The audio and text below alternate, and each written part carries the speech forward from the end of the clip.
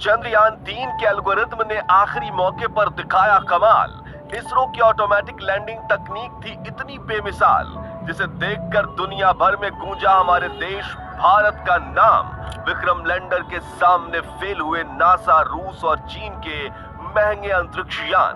दोस्तों, 20 अगस्त के दिन रूस के लूना 25 के क्रैश के बाद पूरी दुनिया की नजर सिर्फ इसरो के चंद्रयान पर ही टिकी हुई थी और हर तरफ विक्रम लैंडर की लैंडिंग को लेकर कौतूहल का माहौल बना हुआ था।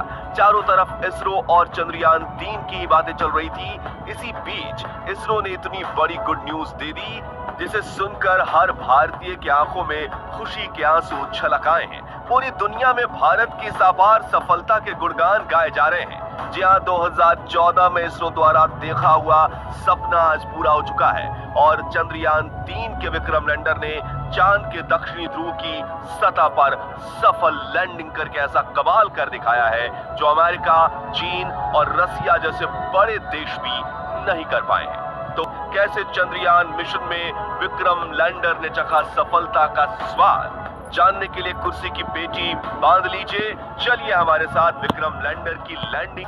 दोस्तों, 23 अगस्त के दिन पूरे भारत में टेंशन का माहौल छाया हुआ था और जैसे जैसे शाम करीब आ रही थी, हम सभी की धड़कनें तेज होती जा रही वाली थी और यही शाम भारत की किस्मत लिखने वाली थी। इसलिए शाम के 5:20 पर जब इसरो ने चंद्रयान-3 की लैंडिंग का लाइव टेलीकास्ट शुरू किया तो 140 करोड़ भारतीय अपने मोबाइल और टीवी स्क्रीन के सामने नजरें गड़ाए बैठ गए और प्रधानमंत्री नरेंद्र मोदी भी साउथ अफ्रीका से इसरो के साथ लाइव जुड़ गए थे। पल आ ही गया जब विक्रम लैंडर की लैंडिंग शुरू होने वाली थी, जिसे देखने के लिए सिर्फ भारत ही नहीं बल्कि पूरी दुनिया के लोग उत्सुक थे और इस मिशन को लाइव देखने से भारत के दुश्मन देश यानी चीन और पाकिस्तान भी खुद को नहीं रोक पाए थे। तो आखिर क्या हुआ आखिरी के उस 20 मिनटों में, जिसके बाद चंद्रयान-3 ने इतिहास रच दिया? जानने के लिए चलिए चलते हैं विक्रम के साथ। करीब 5:44 पर चंद्रयान-3 अपनी कक्षा में लैंडिंग की तैयारी करते हुए 6048 किलोमीटर प्रति घंटे की रफ्तार से दहाड़ते हुए आगे बढ़ रहा है। इसरो के मिशन ऑपरेशन कॉम्प्लेक्स में बैठे चीफ एस सोमनाथ ने आखिरी बटन दबाया और इसके ALS यानी ऑटोमेटिक लैंडिंग सीक्वेंसेस को एक्टिवेट कर दिया। यानी कि अब विक्रम लैंडर अपने आप खुद को कंट्रोल करने वाला था और इसरो के वैज्ञानिक बैठकर बस इस खूबसूरत नजारे को निहारने वाले थे। तो इस कमांड के बाद विक्रम लैंडर ने तुरंत अपना कमाल दिखाना शुरू किया और अपनी ऑर्बिट छोड़ते हुए चांद की तरफ बढ़ने के पहले चरण की ओर निकल पड़ा।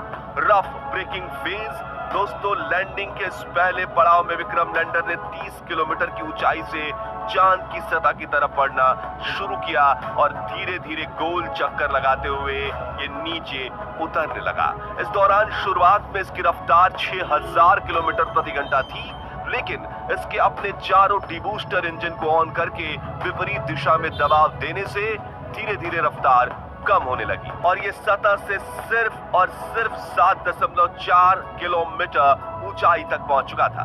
इसके साथ रफ ब्रेकिंग फेज था लैंडिंग में सहायक कारा और लासा सेंसर्स को ऑन करना और दूसरा था चांद की सतह से अपनी ऊंचाई को कम करते हुए 6.8 किलोमीटर तक लाना।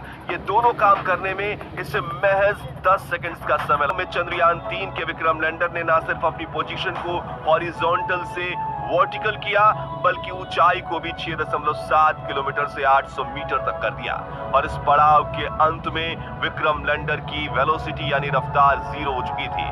मानो ऐसे कि वो चांद की सतह के ऊपर बाहुबली की तरह सीना ताने स्थिर खड़ा हो। इस तरह 3 मिनट में फाइन ब्रेकिंग फेज पूरा हुआ और अगले 20 से 22 सेकंड्स इसी स्थिति में खड़े रहने के बाद इसने चांद की तरफ जाने के लिए अपना आखिरी पड़ाव में एंट्री ले ली। वर्टिकल डिसेंट माहौल बना हुआ था। हर तरफ चंद्रयान-3 की सफलता के लिए प्रार्थना की जा रही थी। मिशन के इसी चरण में विक्रम लैंडर धीरे धीरे 50 मीटर की ऊंचाई पर पहुंचा और इसने अपने 4 में से 2 इंजन बंद कर दिए। ये फिर से 22 सेकंड्स के लिए चांद के पतले वातावरण में होवर करने लगा, यानी तैरने लगा। इसी बीच इसके अंदर लगे 11 कैमरास और 9 सेंसर्स लैंडिंग के लिए सही स्पॉट ढूंढ रहे थे। और आपको यह जानकर हैरानी होगी कि चंद्रयान 3 के ऑटोमेटिक लैंडिंग सीक्वेंसेस एल्गोरिथम और इसके सभी उपकरण ने साथ मिलकर रियल टाइम डेटा स्टडी करके सिर्फ 20 सेकंड्स में निर्णय ले लिया। और अगले 20 सेकंड्स में जैसे ही हमने पलकें झपकाई तो विक्रम लैंडर चंद्रमा की सतह पर सीना ताने खड़ा था। इस ऐतिहासिक जीत से, जिससे पूरा भारत तालियों की गड़गड़ाहट से गूंज उठा और हर तरफ उमंग और उल्लास का माहौल बनने लगा, लोग एक दूसरे को बधाइयां देने लगे। भारत के दुश्मन भी इसरो की इस अपार सफलता को देखकर जलकर राख हो गए। जहां जाने की हिम्मत नासा, रूस और चीन भी नहीं कर पाया। यानी इस कामयाबी के साथ भारत दुनिया का वो पहला देश बन चुका है जिसने चांद के दक्षिणी ध्रुव पर फतेह हासिल की है।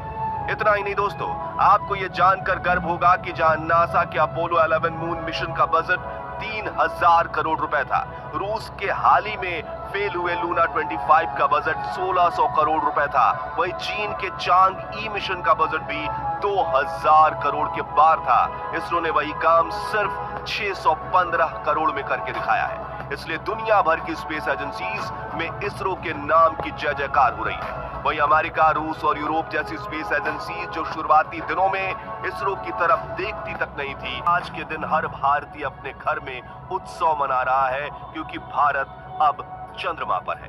दोस्तों, अगर आपको चंद्रयान 3 का ये रोमांचक सफर पसंद आया और